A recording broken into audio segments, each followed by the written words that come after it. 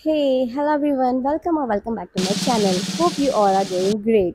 आज हम बात करेंगे डायबिटीज़ के बारे में। डायबिटीज़ क्यों होता है, उसका कारण क्या है, उसके सिम्टम्स क्या है, and what are the types of diabetes other than the type 1, type 2 diabetes. Other types of diabetes के बारे में भी हम डिस्कस करेंगे इस वीडियो में, और इम्पोर्टेंटली इसके pathophysiology and diagnosis. So informative है, वीडियो को एंड तक ज़रूर देखना। और अगर आप न्यू हो इस चैनल पे तो प्लीज़ सब्सक्राइब कर लेना and also press the bell icon ताकि आप आगे की वीडियोस मिस ना करें। एंड ऑल्सो फॉलो कर लेना इंस्टाग्राम पे @meddocarx। तो चले आज की वीडियो शुरू करते हैं। Let's start. ओके, सो सबसे पहले व्हाट इज़ डायबिटीज़। डायबिटीज़ क्या है? तो ये एक मेटाबॉलिक कंडीशन है। इसमें बॉडी के अंदर ब्लड में जो शुगर लेवल हाई हो जाता है, जिसको हम हाइपरग्लाइसेमिया कहते हैं। ठीक है, अभी ये सब जो हो रहा है ना, इसके पीछे एक हार्मोन है इंसुलिन, उसका रोल है। तो सबसे पहले हम ये समझ लेते कि इंसुलिन है क्या, और इंसुलिन का नॉर्मल हमारे बॉडी में फंक्शन क्या है, और उसके बाद इंसुलिन का क्या रोल है डायबिटीज़ में, वो हम समझेंगे। ठीक है, तो इंसुलिन जो है एक हार्मोन है जो पैनक्रियाज के बीटा सेल से रिलीज हो रहा है। अभी ये हार्मोन के मेजरली 3 फंक्शंस है। सबसे पहला जो है वो है ग्लूकोज अपटेक। जैसे ही हम खाना खाते हैं, पैनक्रियाज के बीटा सेल से इंसुलिन रिलीज होता है। अब इंसुलिन का काम क्या है? ग्लूकोज को सेल्स तक पहुंचाना। ठीक है, जहाँ पर फिर वो एनर्जी के फॉर्म में होके हमें मिलता है, राइट।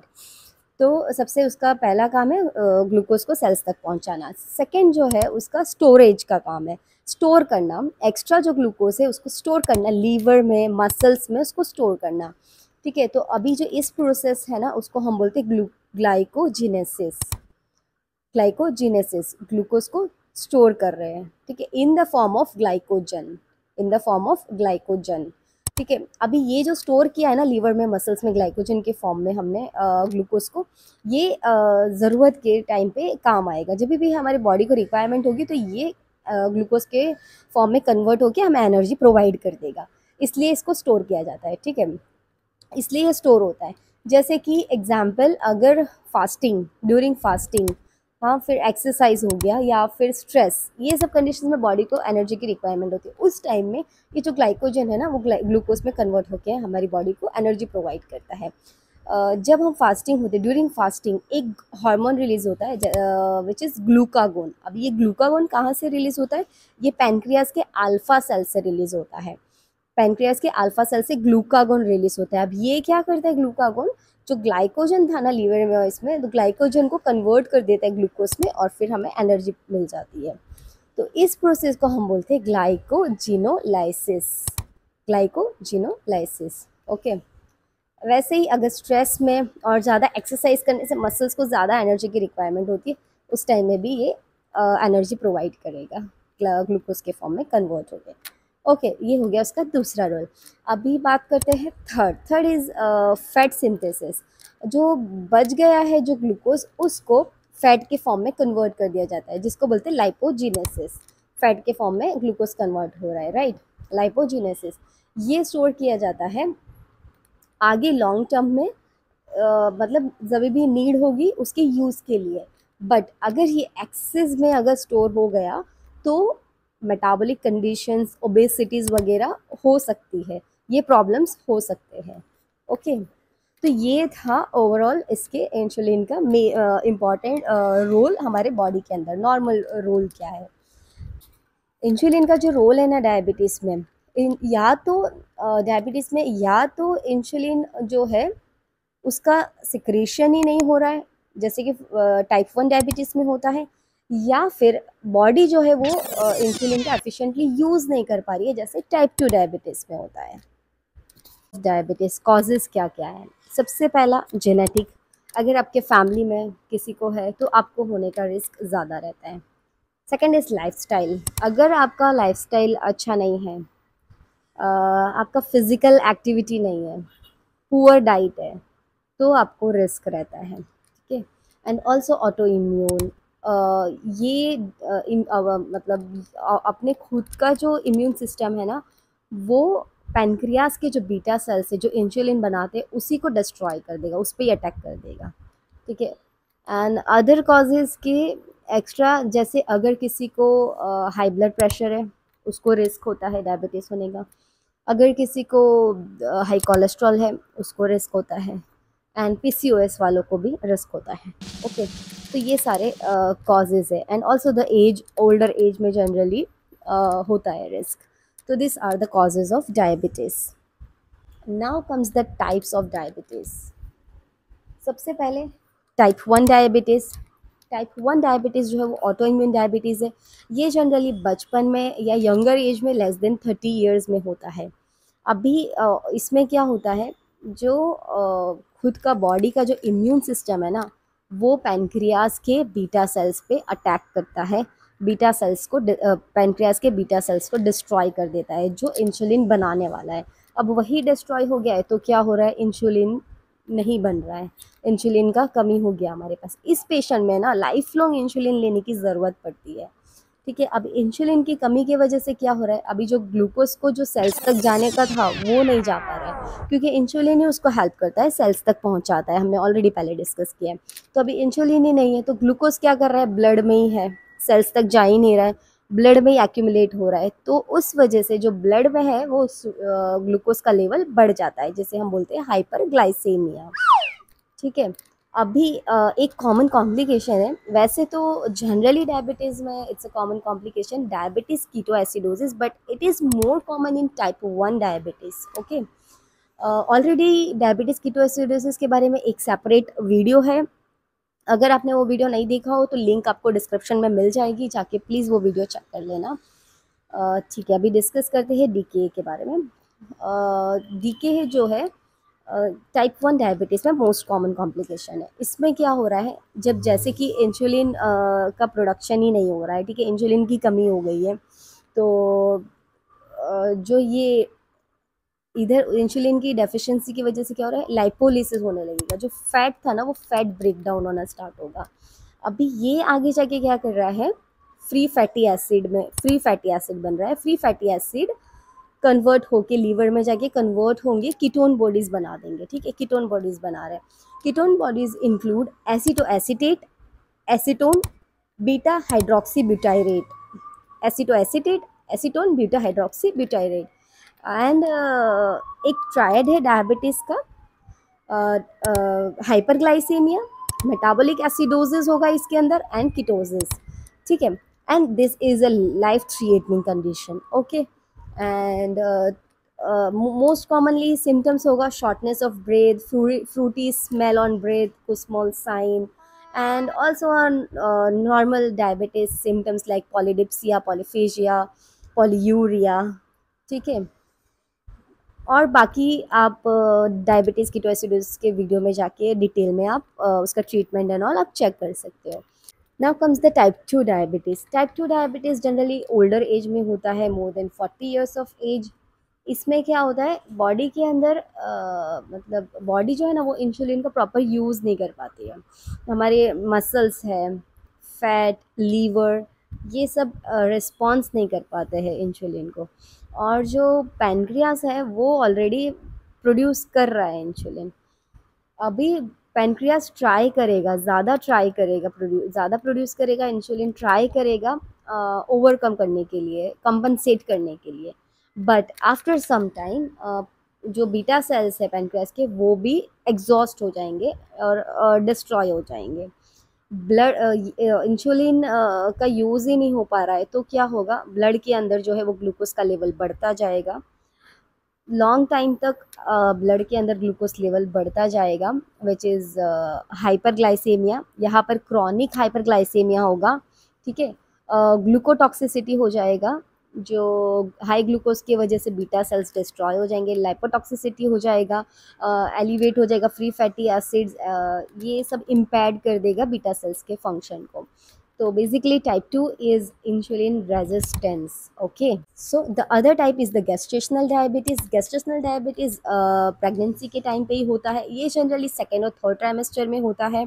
अभी इसमें ना ड्यूरिंग प्रेगनेंसी इंसुलिन रेजिस्टेंस हो जाता है, बॉडी इंसुलिन का यूज़ नहीं कर पा रही है। क्यों क्यों रेजिस्टेंस होता है, because of some hormones like the human placental lactogen, progesterone, cortisol, prolactin, ये सारे जो हार्मोन्स है ना ये इंसुलिन की रिलीज को ब्लॉक कर देते हैं, और उस वजह से ब्लड के अंदर ग्लूकोज का लेवल बढ़ जाता है, हाइपरग्लाइसेमिया हो रहा है। ओके, बट जिन लोगों को ड्यूरिंग प्रेगनेंसी डायबिटीज़ होता है, डिटेक्ट होता है, ये आफ्टर डिलीवरी नॉर्मल हो जाता है, बट इनको फ्यूचर में जाके हाई रिस्क होता है टाइप 2 डायबिटीज़ का।